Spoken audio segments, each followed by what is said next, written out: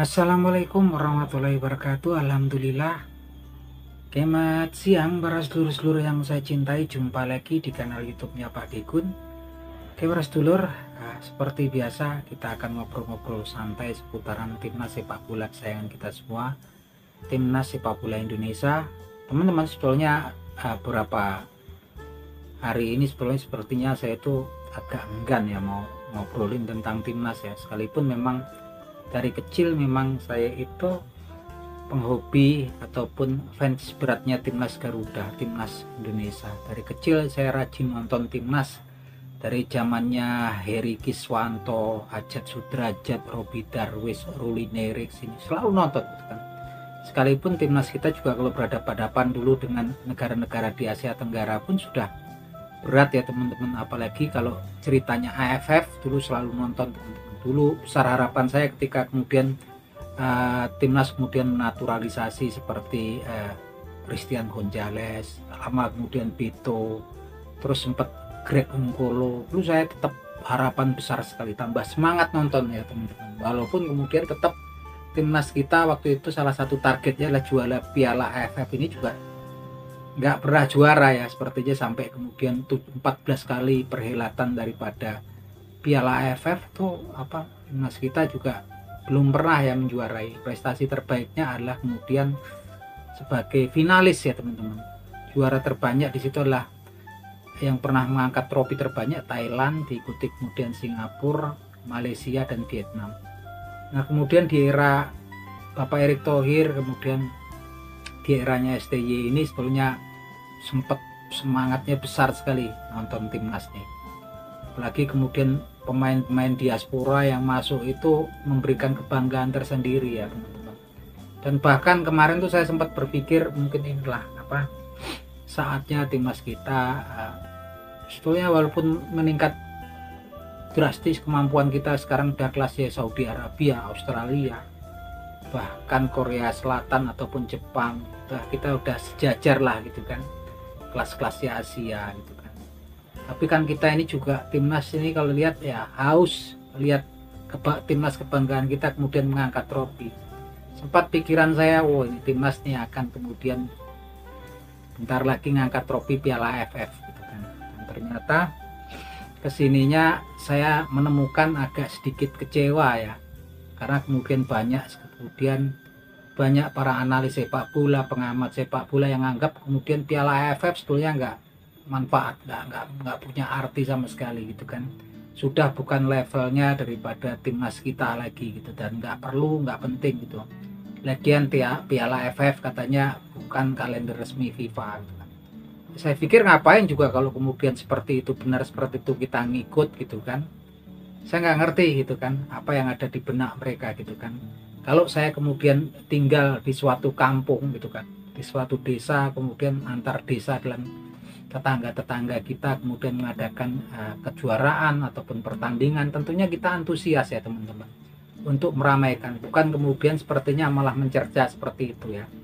Ini kan AFF tuh apapun kondisinya gitu kan, saya pikir ini merupakan pesta sepak bolanya negara-negara di Asia Tenggara yang secara tradisional kemudian secara rutin dilakukan gitu kan. Ya saya yang kecewa lagi memang kemudian ketika STY kemudian diberikan mandat, diberikan kesempatan oleh PSSI untuk membawa timnas kita, dia kemudian memilih pemain-pemain usia di bawah usia 22 tahun, dengan catatan ada 2 pemain yang kemudian yang dipanggil bukan termasuk golongan itu, yaitu Pratama Arhan yang bermain di Suwon United di Liga Utama Korea, dan juga si Asnawi Mangkualam yang memperkuat Port Football Club di Liga Utama Thailand. Ini kemudian yang masuk ini kan memang pemain-pemain di bawah usia 22 tahun yang menurut STY alasannya ya karena kemudian untuk regenerasi kan, untuk kemudian persiapan SEA Games, tentunya untuk melihat bakat-bakat pemain muda. Dan kenapa saya dibilang kecewa? Karena pikiran saya kemarin ya, paling tidak kalau kemudian pemain diaspora kan memang kemudian nggak bisa dipanggil. Kenapa nggak bisa dipanggil? Karena AFF ini kemudian bukan masuk kalender resmi FIFA, tentunya klub-klub tempat bernaung pemain-pemain yang di diaspora yang lagi aktif pastinya juga punya kebebasan kemudian untuk menolak untuk melepas pemainnya bermain gitu kan. Dan tentunya memang resikonya mereka masih digunakan aktif di klubnya, dan mereka juga ya pastinya rugi kalau pemainnya sampai cedera kan. Saya pikir memang kemudian pikiran saya itu paling tidak STY ini memberikan kesempatan lah pemain-pemain kita yang di Liga 1 gitu kan, yang memang sepertinya semakin terpinggirkan gitu kan. Kasihlah kesempatan gitu kan. Seburuk apapun mereka, kasihlah kesempatan, karena memang juga banyak pemain-pemain yang lumayan bagus, walaupun mungkin nggak semua lah.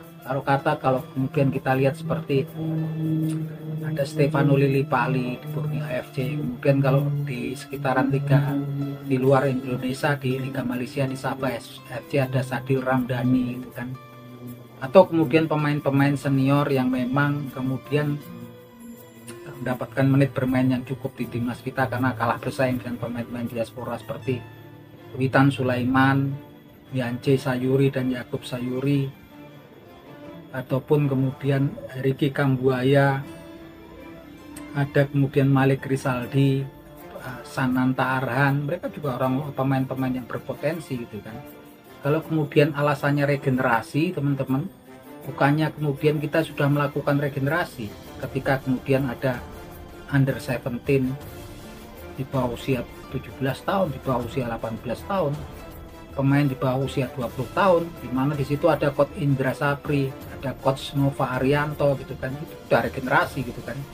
Kalau kemudian dianggap nggak penting, ngapain juga kita ngikut. Yang saya khawatirkan adalah salah satunya kemudian ketika negara-negara di Asia Tenggara seperti Vietnam, Thailand, kemudian Malaysia, Singapura menurunkan skuad intinya, ya mungkin mereka muda ya, karena memang pemain-pemain mereka kemudian berkompetisi di liga lokal. Kemudian dihadap-hadapkan gitu dengan pemain usia 22 tahun gitu kan. Dan kalau kemudian kita sampai kemudian kalah banyak, bobolan banyak gitu kan, ini kan bawa nama baik bangsa, bawa marwah bangsa kita gitu kan. Mendingan nggak usah ikut sekalian kalau menurut saya gitu kan. Karena memang soalnya saya pikir ini blunder ketika kemudian para supporter fan timnas ini kan nggak banyak ngerti lah teori-teori yang namanya regenerasi segala macam. Taunya kita ya kita menang, berharap yang terbaik untuk timnas kita, berkibar lah ya merah putih, ngangkat trofi kalau bisa. Sehebat apapun timnas kita nggak pernah kemudian saat ini kemudian harus mengangkat trofi gitu. Apa salahnya gitu kan? Kasih kesempatan pemain-pemain senior, oke lah, kalau nggak paling tidak di mix lah antara pemain senior dengan pemain 22 usia 22 tahun. Karena memang kalau diaspora kan memang nggak bisa diharapkan. Bahkan terakhir kan memang kemudian Ivar Gerner, kemudian juga Justin Hapner, dan itu nggak diizinkan oleh klubnya kemudian untuk bermain. Rafael Struijk diizinkan, tapi kalau kemudian memang timnas kita bisa masuk ke semifinal dan final. Yang diizinkan karena memang kemudian ada lobby Pak Erick Thohir ya, ketua PSSI yang memang jaringannya kuat, yaitu Marcelino Ferdinand. Kita nggak ngerti ini, tapi sepertinya bisa ya gitu kan.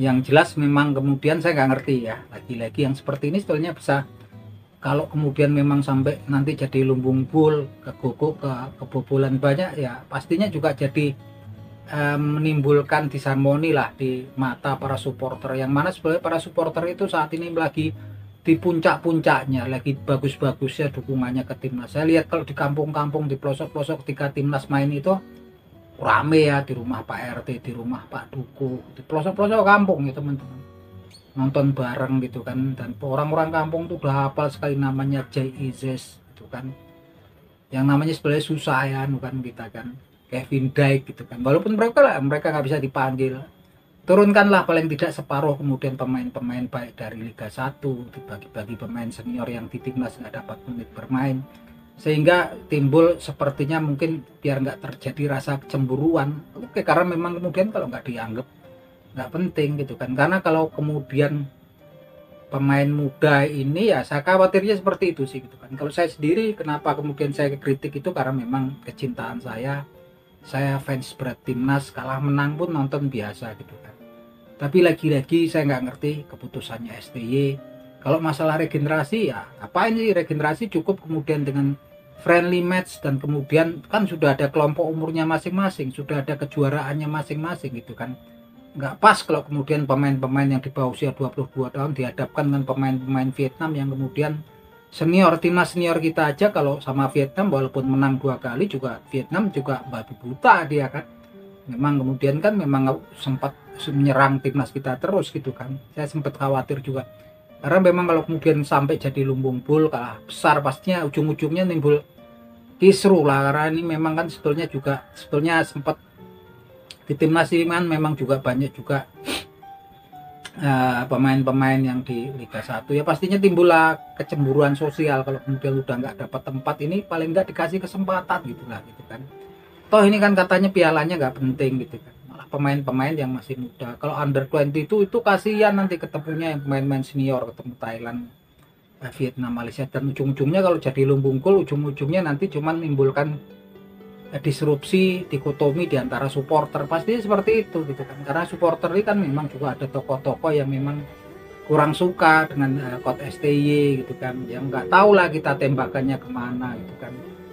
Nah saya memang berapa hari ini malas ngobrolin itu karena memang salah satunya itu bukan apa-apa, karena rasa kecintaan saya, rasa senang saya dan harapan saya kemarin tuh, wah main kita ini kesempatan ini, itu coachnya, pelatihnya hebat, bagus gitu kan, pastinya akan memberikan gelar lah, memberikan timnas kita ini walaupun sudah bagus sekarang memang, tapi kita kan puasa gelar, nggak pernah mengangkat piala, paling tidak ini bisa jadi hiburan buat kita semua. Tapi kemudian lihat pola tingkahnya seperti itu, ya sudahlah gitu kan, mau apa lagi kan, kita cuman fans, kita cuman penonton, ya bisanya cuman bisa berkomentar seperti itu. Tapi tetaplah saya kemudian berharap timnas kita juga sukses. Kemudian targetnya kan PSSI katanya paling tidak masuk final atau juara di Piala AFF ini. Saya pikir, saya nggak ngerti apakah kemudian menurut teman-teman target itu realistis, dengan kemudian dengan sekedar pemain-pemain di bawah usia 22 tahun untuk menetapkan target sebagai semifinalis atau finalis gitu kan.